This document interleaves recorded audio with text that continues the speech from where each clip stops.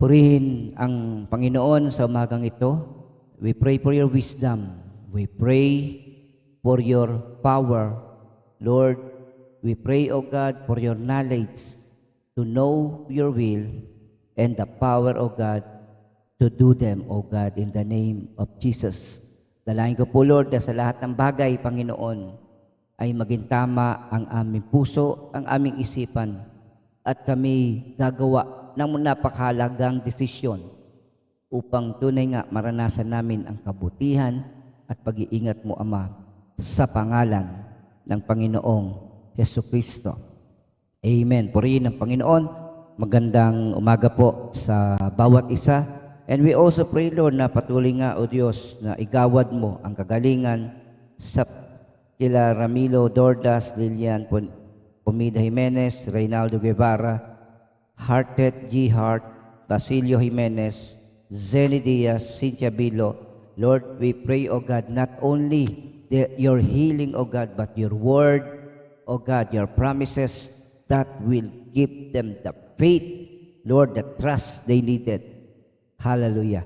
Salamat po ng marami, Ama, sa pangalan ng Panginoon Kristo. Amen and amen. Purihin ang Panginoon. Magandang umaga po sa bawat isa. Hallelujah. Grabe. No? So many things to do. No, marami tayong bagay na ginagawa, busy tayo, but let's pray na huwag nating kalilimutan ang Panginoon sapagkat everything that we do is nothing without Christ. So, walang kabuluhan ang lahat ng bagay na ginagawa natin kung di natin kaisa at kasama ang Panginoon. Okay, so pinag-usapan natin naman nakaraan yung mga bagay na gumugulo sa relationship, gumugulo sa isipan ng mga taga-Kolosas. And then, yung pagkalat ng mga fake ideologies, philosophies, mga wrong doctrines, no? Sabi nga natin, ang kaaway is very, very angry. Galit na galit yan. Bakit? Sapagkat tunay nga, hindi niya magawa na lupigin ang iglesia ng Panginoon. Sapagkat tunay nga alam niya na his time is running out. Malapit na yung kanyang araw, malapit na yung pagpaparusa sa kanya na walang hanggan sa dagat-dagatang impyerno, which is yung impyernong yan ay nilikha ng Diyos, hindi para sa tao, kundi para sa mga masasamang espiritu at demonyo, mga anghel na hindi na natiling tapat sa Diyos. Kaya sila pinalayas at parurusahan sila ng walang hanggan doon sa dagat-dagatang apoy ng impyerno. So praise God, hallelujah, there is hell. No, merong impyerno at meron ding langit. Meron din Diyos na nagpapawalang sala at nagliligtas. At ito rin ang Diyos na magpaparusa sa sino man na tumanggi o hindi nananalig sa Kanya. So how can we overcome these fake news and false doctrines? Paano tayo magiging protected sa mga sa deception ng kaaway? So how can we face these challenges every day kung araw-araw sa mundo ay may mga pagsubok, may mga problemang dumarating, no? Tandaan niyo, sabi nga ng Ecclesiastes, sabi nga ni Haring Solomon, dito nga ang buhay mo talaga dito sa lupa ay puno ng trouble. Kaya nga, there is a place, sabi ng John 14, no? In my Father's house, no? Doon sa bahay ng aking Ama, maraming silid. At paroroon ako upang ipaghanda kayo ng lugar. At pag naihandaan niya na, babalik siya upang sunduin tayo while waiting for the Lord. Aren't you excited? Habang naghihintay tayo sa Panginoon, make a good and wise decision. Lagay nyo nga dyan sa comment section, always make a wise and good decision. No? Lagi tayong magdesisyon, lagi tayong maging matalino sa ating mga desisyon sa buhay. Today, make a wise decision. Today, be sure you choose God, you choose His wisdom. So, ang pag-uusapan natin are practical instructions for Christian living. paano tayo mape-preserve, paano tayo mailalayo sa mga bagay na ikapapahamak natin. People are struggling. The only people who struggle in their faith are those people who do not put their trust completely to the Lord. My people are destroyed for lack of knowledge. Kaya napapahamak ang aking bayan dahil sa kakulangan ng kaalaman. So sa oras na to, anong gagawin natin? Number 1, in order to overcome everything, para mapagtagumpayan natin ang lahat ng bagay sa buhay na ito.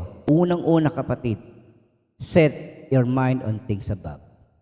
Lagay niyo po yan sa comment section. Set your mind on things above. Ituon mo ang iyong isip sa mga bagay na makalangit, sa mga bagay na spiritual. Amen? So, today, make a decision. Set your mind on things above. Today, tuon mo ang isipan mo sa mga bagay na makalangit. Hallelujah. Sabi dito, binuhay kayong muli. Colossus 3:1. Binuhay kayong muli kasama ni Kristo, kaya't ang pagsumakita ninyo ay ang mga bagay na nasa langit na, kinaroroonan ni Kristo na nakaupo sa kanan ng Diyos. Sabi nga natin, tayo'y namatay sa kasalanan at ngayon ay muling binuhay dahil kay Kristo. Hindi na tayo ang nabubuhay, kundi si Kristo na ang nabubuhay sa atin. So, para manatili tayo sa ganyang prinsipyo, number 1, ituon natin ang ating pansin, ang ating mga mata sa mga bagay na makalangit, na kung saan naroroon ang Panginoon, nakaupo sa kanan ng Diyos. Ibig sabihin, nung nakaupo sa kanan ng Diyos, hindi po siya secondary God, a lower type of God, no? Because there is only one God, isang Diyos lang. Anong ginagawa ng Panginoon? What is the meaning of yung tinatawag na nakaupo sa kanan ng Diyos? Ibig sabihin, kapatid, He is interceding, He is praying. So, lahat ng ating panalangin, lahat ng ating pagsamba ay nakararating sa langit dahil kay Kristo na nag-i-intercede sa atin. Amen? Purihin ang Panginoon, palakpakan natin ang ating Diyos. Hallelujah. Palakpakan natin, ibigay natin ang the best sa Panginoon. Yun. So, set your mind on things above. Hallelujah. Pag tinignan mo po, kaya nga mga kapatid, pag nagbasa ka ng dyaryo at puro negative news, so negative na rin ang araw mo. No? Maiinis ka lang sa kakulitan ng tao, lalo na ng mga nasa posisyon at mga tatakbo sa eleksyong ito. So, hallelujah, make a wise decision. Make a wise decision. Seek the things that are above, or spiritual or heavenly things. Sabi nga ni Pablo, ang mga bagay na makalangit ay hindi nakikita at lahat ng di nakikita ay walang hanggan. Pero mga bagay na nakikita dito sa mundo, materials, lahat ng yan ay magwawakas. Lahat yan ay mapaparam, lahat yan ay mawawala. So kapatid, hallelujah, never forget, seek the things that are above. Seek the spiritual things. Seek the heavenly things. Seek Christ where He is seated at the right hand throne ng Panginoon doon sa langit. Amen? Verse 2, isaisip niyo ang mga bagay na panlangit, hindi ang mga bagay na panlupa. Amen. So, today, set your heart to the heavenly promises. No? Sabi nga, pag inisip mo ang mga bagay na makalangit, sabi nga natin, words are not enough to describe. No? Wala kang makukuhang salita dito sa lupa na makapaglalarawan ng mga bagay na nag-aantay sa atin doon sa kalangitan. Never forget, set your minds on things above, not on earthly things. So, walang bagay na hindi magwawakas sa mundong ito. Walang bagay na hindi mawawala in the future. Kaya nga doon lang tayo, ituon lang natin ang ating puso at isipan sa mga bagay na makalangit. By if then you were raised with Christ, seek those things which are above, where Christ is sitting at the right hand of God. Set your mind on things above, not on things on the earth. So, yan po ang tinukoy ng chapter 3, verses 1 to 2. Tuloy natin. Sapagkat, bakit daw? Namatay na kayo at ang tunay na buhay nyo ay natatago sa Diyos kasama ni Kristo. We have been dead from sin, dead from lust, no? Tayo ay namatay na at ngayon binuhay na tayong muli. Si Kristo ang tunay na buhay ninyo at pag siya'y nahayag, mahayag din kayong kasama niya at makakahati sa kanyang karangalan. I repeat, si Kristo ang tunay na buhay at pag siya'y nahayag, mahayag din kayong kasama niya at makakahati sa kanyang karangalan. Amen? So may these words enlighten us. May these words encourage us to move forward, to submit to God's will, to obey Him. No? Hindi tayo maubusan ng problema. Hindi tayo maubusan ng sakit. But I tell you, magwawakas din lahat ng yan. Everything we suffered here on earth are temporary. But everything God prepared in heaven are all eternal. Ibig sabihin, hindi ka maubusan, hindi magwawakas. Amen? So mamili ka na. Make a decision. You keep on looking at the things here on earth that will bring only pain. No? Merong short pleasure, pero so much pain. No? Kaya kamisan, yung mga tao, gusto nila pumunta sa magagandang lugar. Why? To escape just for a little while. Makalimutan man lang nila ang problemang kinakaharap nila. No? Kaya nakakalungkot isipin that lahat ng effort ng tao sa mundo ay hindi nagtatagal. Okay? So, brothers and sisters, never forget when Christ, who is your life, appears, then you also will appear with Him in glory.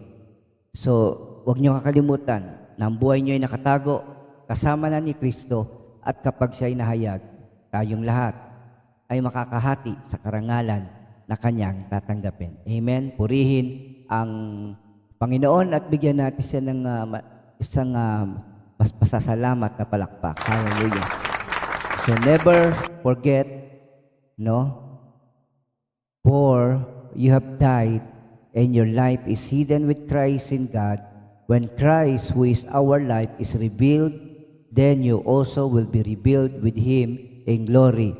So, para ma-overcome natin lahat, set your mind on things in heaven. Ituon nyo ang isip nyo sa mga bagay na makalangit. Amen? Ikalawa, put off the old man. Tanggalin nyo na ang dating buhay. Iwaksin nyo na ang buhay na sinira ng kasalanan at harapin nyo ngayon ang bagong buhay na galing kay Kristo Jesus. Ang sabi dito, verse 5, kaya't dapat nang mawala sa inyo ang ano? Kaya't dapat nang mawala sa inyo ang mga pitang makalaman, pangangalunya, kalayan, mahalay na simbuyo ng damdamin, nasasamang nasa at ang pag-iimbot na isang uri ng pagsamba sa Diyos-Diyosan. Ito ang mga bagay na kinahumalingan ng tao. Kahit nung pumasok sila Noah, kasama ng kanyang pamilya, doon sa daong, hindi nalaman ng mga tao ang darating na pagpaparusa ng Diyos sa salibutan. So, brothers and sisters, iwaksin nyo na ang mga bagay na ito so that you can receive all the truths that will set us free. Amen po ba? Purihin ng Panginoon. Ulitin natin, put to death what is earthly in you. Put to death, therefore, what is earthly in you: sexual immorality, impurity, passion, evil desire, and covetousness, which is idolatry. Ano ibig sabihin ng to put to death the body of sin? So ang kahulugan nito is putulin, no? Ang anumang bagay na nakaugnay sa mundong ito. So, sabi nga natin, tandaan niyo mga kapatid, the command is put to death, no? Patayin niyo na ang mga bagay na kinahumalingan ng sanlibutan dito sa inyong katawan. Hallelujah.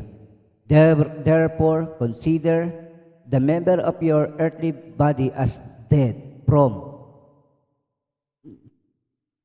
to immorality, to impurity, to passion, to evil desire, and to greed, which amounts for idolatry.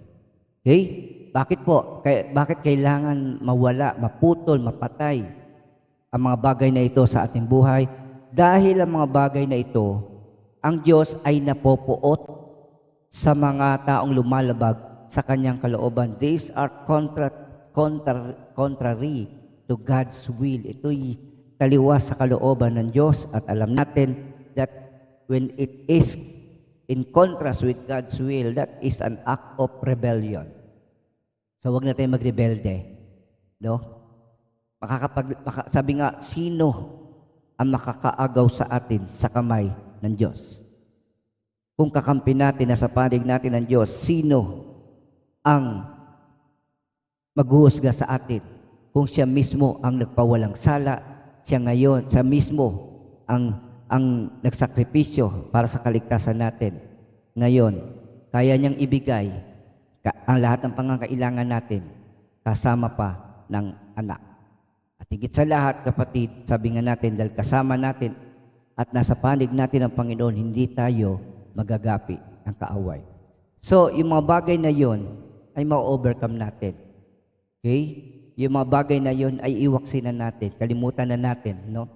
Pastor, minsan naalala ko, minsan nagagawa ko pa rin. Kapatid, patay na yon. Ang nakikita mo na lang multo. Nagmumulto na lang yon, pero walang kapangyarihan.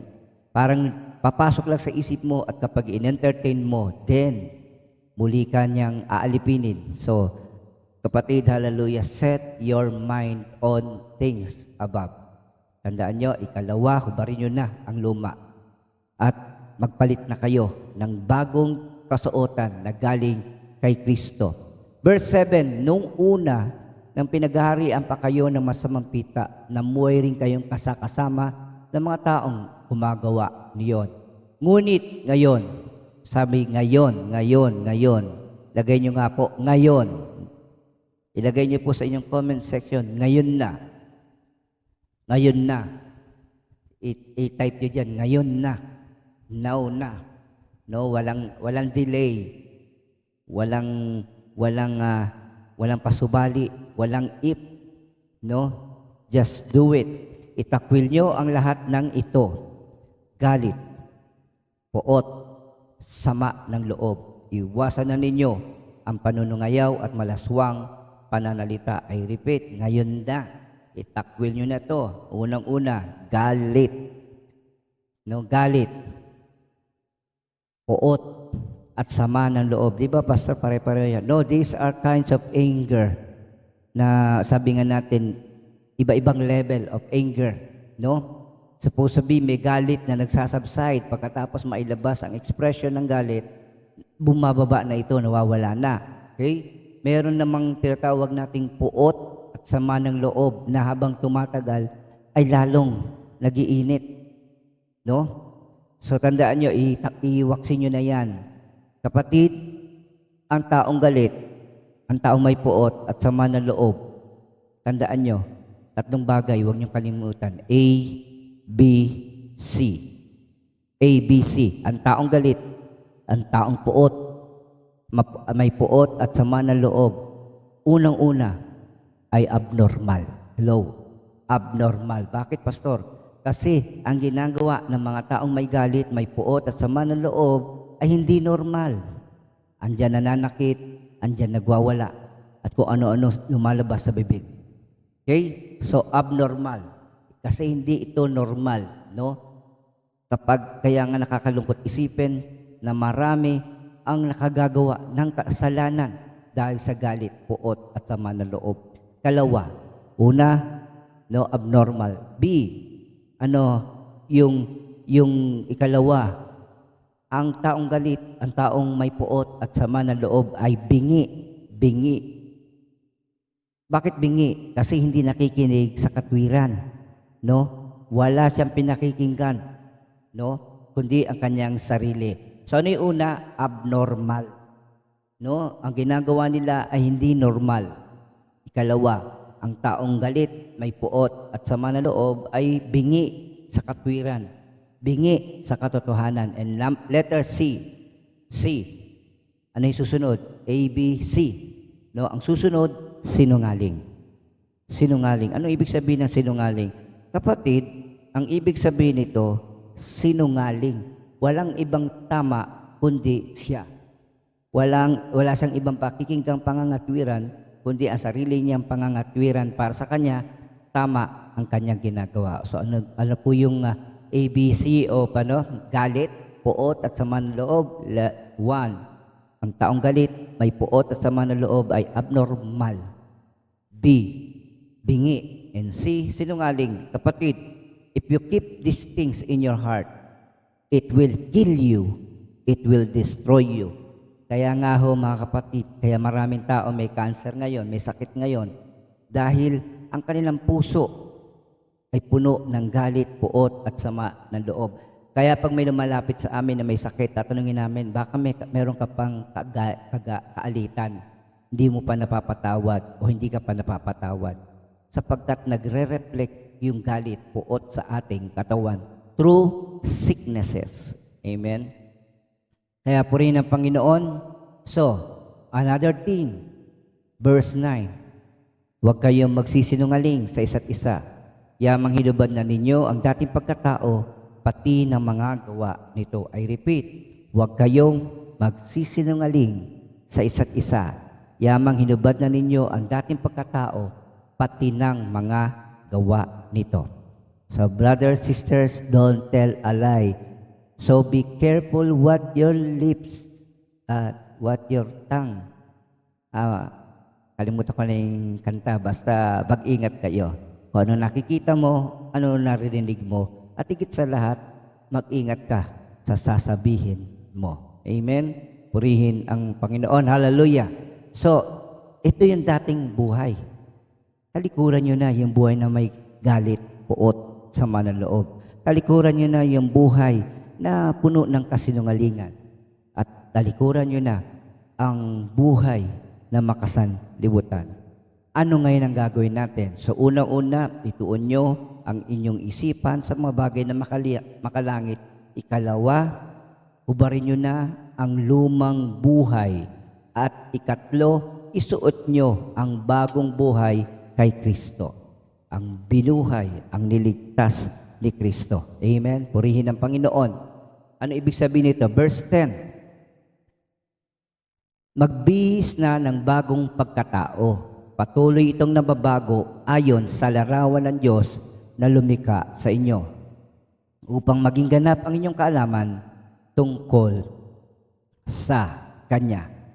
Ang kaganapan ng ating pananampalataya ay nakay Kristo. Kaya kapatid, the first thing first, hubarin na natin, hindi ho pwede. Mayroon bang tuwid ng isip, sabi ng awit, na nagbihis, na naligo at nagbihis, ngunit ang isinuot ay ang dati niyang damit. No? Minsan, sabi nga natin, ano ngayon kung hindi nilaban yung damit na suot mo? Alam niyo, sa science, sabi, na yung mga damit natin na kakaroon ng kulay at masamang amoy kasi may bacteria, may germs. No? So, merong masama o mga bacteria o germs na pag sinuot natin ay magkukos ng sakit sa atin. So, sabi nga kung bagong ligo, bagong linis, no? So, alam niyo po ba na may mga insektong sobrang liliit, microscopic, na nabubuhay sa katawan natin. Ang kinakain ay mga patay na balat, no? At yan ay naiiwan sa mga higaan. I remember one documentary na napakarami nun. Kung alam mo lamang sa higaan mo, napakarami palang microorganism na nabubuhay, no? At sabi nga kung kinakain yung bahagi ng iyong katawan. So mag-ingat tayo. Those are true, no? Hindi pananakot, hindi multo ang kaaway nyo. Okay, kundi yung mga bacteria, germs, dahil sa luma o sa mga bagay na hindi natin nililinis o iniiwan, no? Yung tinatanggal sa katawan natin. Kaya maligo ka araw-araw. Amen? Maligo tayo araw-araw. Ilagay nyo nga dyan, maligo tayo araw-araw. Ibig sabihin, maligo tayo sa maging malinis tayo sa harapan ni Kristo araw-araw. Okay, verse 10. Wala nang pagkakaiba ang Griego at ang mga Hudyo, ang tuli at ang di tuli, ang dayuhan at ang mabangis na tao, ang alipin at ang malaya. Kay Kristo, walang pagkakaiba ang lahat at siya'y sumasalahat. So sa bagong buhay nating ito, ikaw man ay Griego o ikaw man ay Hudyo, ikaw man ay Hentil, no? Ang mga Pilipino ay kabilang sa mga Hentil. Kung ikaw man ay tuli at ang di tuli, kung ikaw ay dayuhan, no? At ang mababangis na tao, ang alipin at ang malaya, wala nang pinagkaiba yan. Kung yun ang pinanggalingan mo, iisa tayo kay Kristo. Mula sa kadiliman, tinawag niya tayo patungo sa kanyang liwanag. At dahil doon, si Kristo ay kasama natin at si Kristo ay suma sa atin. Amen. Kaya there is no reason for you to have fear, to be anxious, to worry. Why? Christ is in you. Amen. Ako, narinig na naman natin. Christ is in you. Pakilagay nyo nga po sa comment section, Christ is in me. Christ is in me. Hallelujah.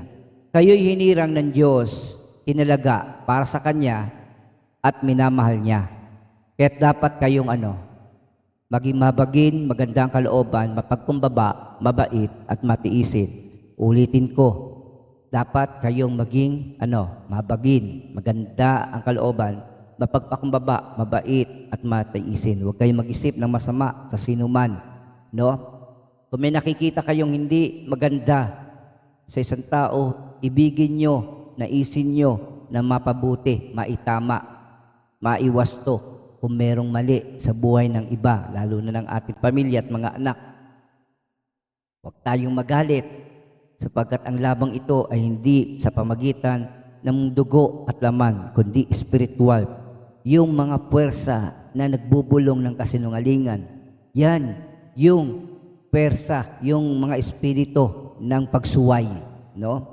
Kaya kung tayong mga anak natin nagiging pasaway, kapatid, yung bumubulong, no?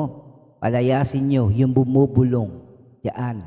No, you have the authority to use the name of Jesus to expel the devil, no? Yung diablo na nagkakalat ng kasinungalingan at nagbubulong sa miyembro ng inyong pamilya na gawin ang mali, gawin ang di kalugod-lugod upang magbunga ito ng galit, poot sa inyo. So, brothers, sisters, alam nyo na yan. So, kung pasaway, hindi sumusunod, anong dapat yung gawin? Ito po, unang-una, mabag kayo. Ikalawa, isipin nyo ang mabuti para sa kanila. At ikatlo, magpakumbaba. At sabi nga natin, maging mabait. Ano yung mabait? Yung, sabi nga natin, yung isang action na kung saan makakabuti, makatulong sa kanila. At siyempre, dahil nga hindi naman biglaan niya na mababago, maging matiisin tayo. Amen? Maging matiisin tayo.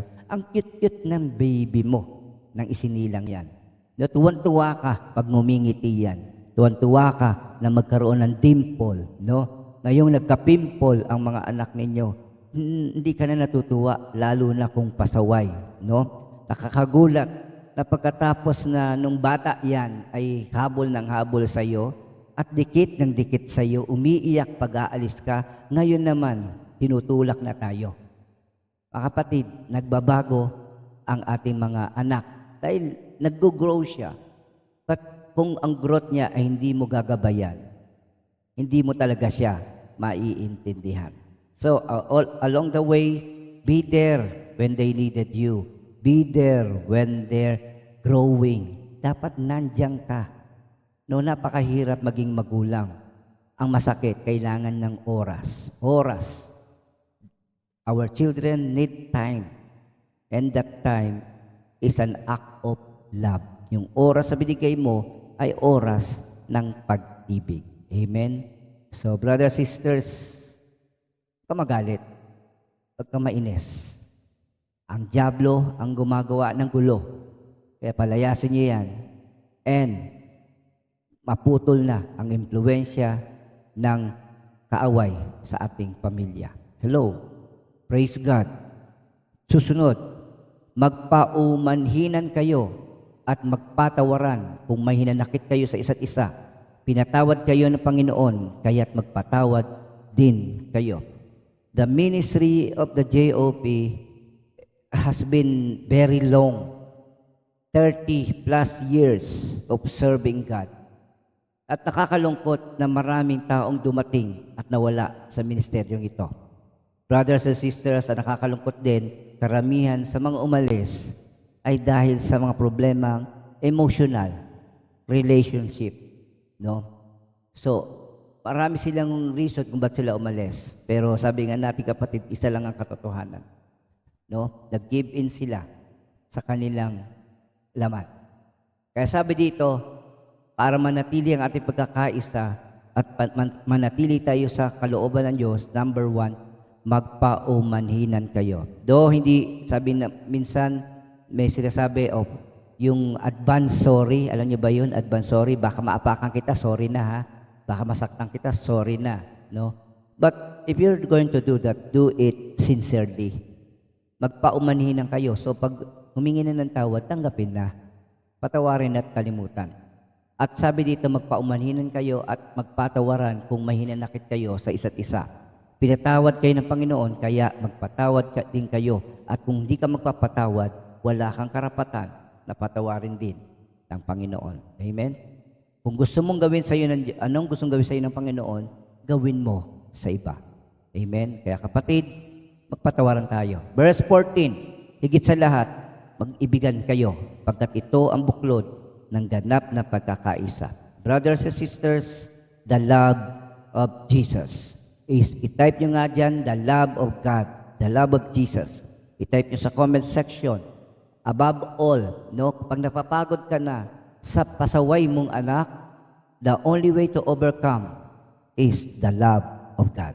Okay? Kung susuko ka na sa katigasan ng ulo ng iyong asawa, kapatid, the answer is the love of Christ in your life. Tama ba? Win them. Huwag nyo expel. No? Hindi sila ang problema. No? Ang problema ay ang ating puso sa Panginoon. No? Sapagkat sabi nga natin, kung paanong tayo ay niligtas ng Diyos, iligtas din natin ang ating mga mahal sa buhay mula sa kadiliman. Amen? If they need release, no, they need yung tinatawag nating rescue, do not hesitate to do it with the help of our God. Amen? Amen po ba? Hallelujah. Purihin ang Panginoon. And then, verse 15, pagariin ninyo sa inyong puso ang kapayapaang kaloob ni Kristo, sapagkat ito ang dahilan kaya kayo tinawag upang maging bahagi ng isang katawan. Magpasalamat kayong lagi. Kaya ngayong pag-ibig, manganganak din yan ng kapayapaan, ng iba pang bunga ng Espiritu. At sabi dito, lagi kayong magpasalamat. So never forget, every day, give thanks. This is the will of God. And then, sabi nga dito, verse 16, ang mga salita ni Kristo ay itanim niyong mabuti sa inyong isip. Magpaalalahanan kayo at magturuan ng buong kaalaman, umawit kayo ng mga salmo, mga himno at mga awiting spiritual na may pagpapasalamat sa Diyos. Okay? Sabi nga natin, alam niyo ba, everything we are struggling, merong Word of God na nakalaan para ma-overcome natin yan. Hello? So, pinost ko ito sa FB ng JOP Ministry. No, let's read these promises of the Lord at tingnan natin how we can overcome besetting sins and bad habits, fear and depression, no? Mga salitang hindi nakakalugod, ang epekto, lust of the flesh, pride of life, wasting time, lust of the eyes, materialism.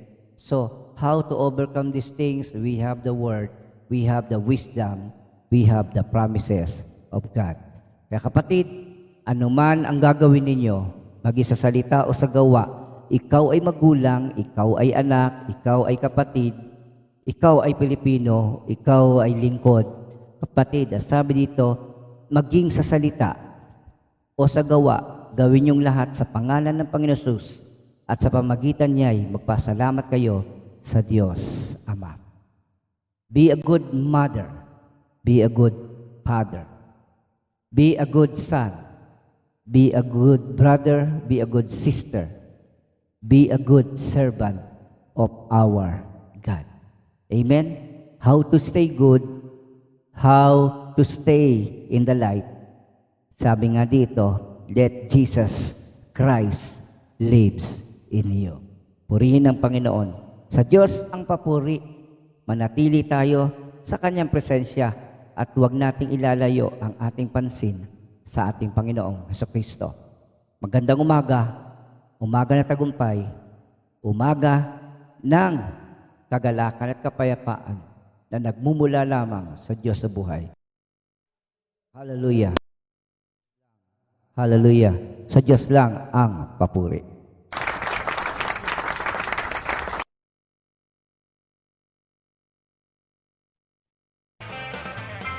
Kasama kita, basta't kasama kita, basta't kasama kita, oh Jesus. Basta't kasama kita, basta't kasama kita, basta't kasama